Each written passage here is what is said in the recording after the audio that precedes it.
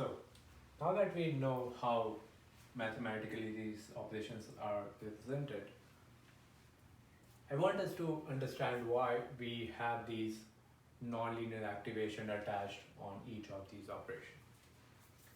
So let's see what will happen if my activation was not nonlinear, it was linear. What does a linear activation would mean? A linear activation would mean we have gx equal to x for any value of x. Basically this. So suppose all my activation, both the intermediate layer activation or output layer activation, both are linear, what will happen then? This particular output feature map, the first feature map, z, let me put a superscript here. So z1 will be equal to superscript down all the way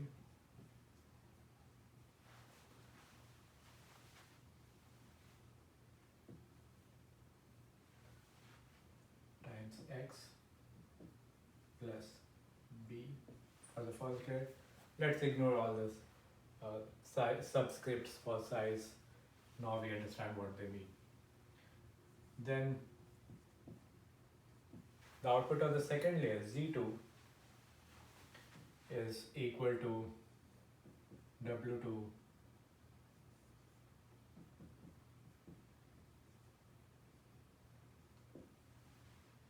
and my final output y is equal to, this is also linear, so this is equal to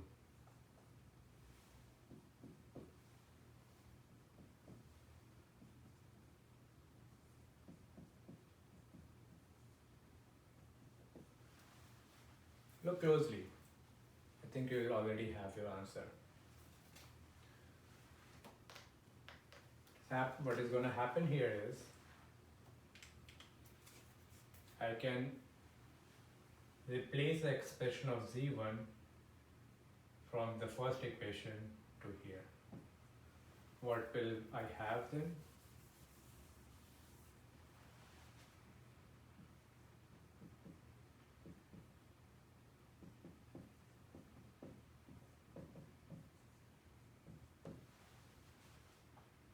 And similarly, I can replace the expression of z2 here. What will I have now is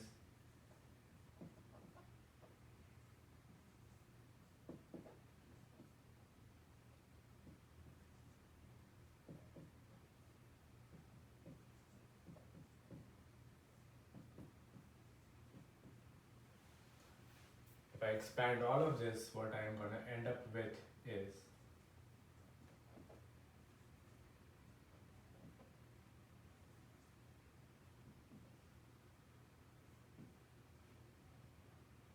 plus a long term which will all become my bias, let me call it b prime.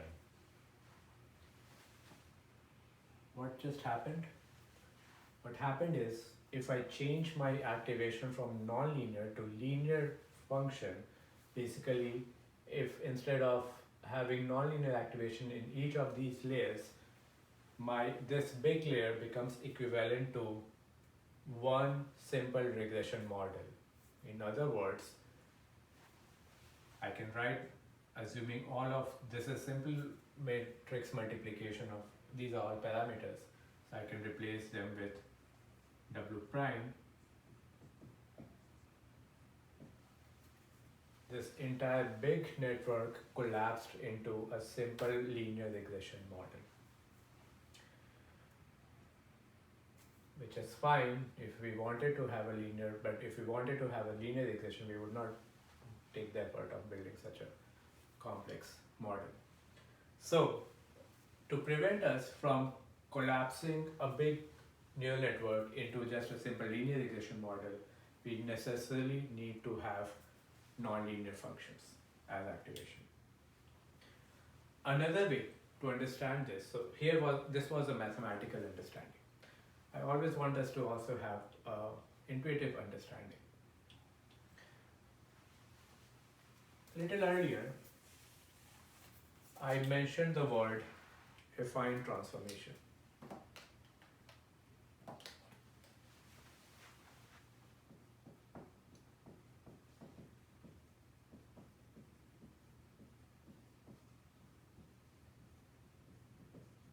And I said any expression like this, where we are doing,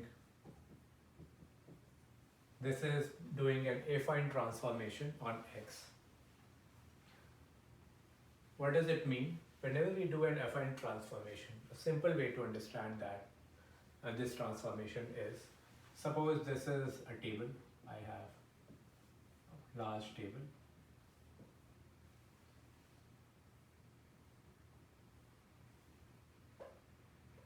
Imagine this is a table. And this table is a space. The surface of a table is a space on which we have points. And this X is a point on this table. Whenever we do any affine transformation, what we are essentially doing is moving this X from here to another point on this table with another value Z. If we apply another affine transformation on this Z, we will again move it to somewhere else, some other location on the table as Z prime. So no matter how many affine transformations I apply, I will transform the X to Z and Z to Z prime, but I will not leave the table. I will always stay in the table. What it means is, I'm not leaving that space. And that is what is happening here when we show it mathematically. All these were just affine transformation. If I make the activation as linear, each of these Z's were a simple affine transformation on its input. So we never left the table. And that becomes a limitation because we are solving a complex problem for which the solution may not be present on this table. It may be present on another space, which will be another table, for which we have to leave this table.